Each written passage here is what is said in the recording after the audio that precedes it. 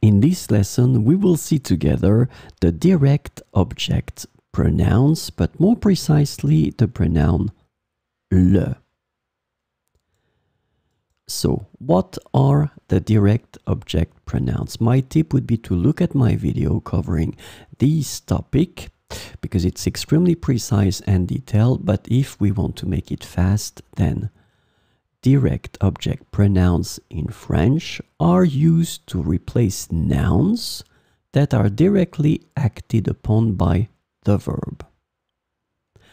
The nouns are acted upon by the verb without any preposition. That's the reason why we call them direct, because there is no preposition between the verb and the noun that the verb is acting upon.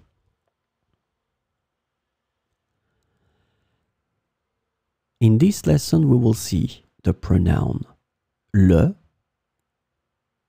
and the direct object pronoun le is translated to him or it in English, depending on the context.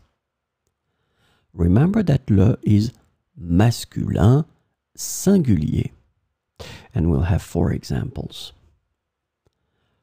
Je le vois dans le parc. Je le vois dans le parc. Tu le connais bien. Tu le connais bien.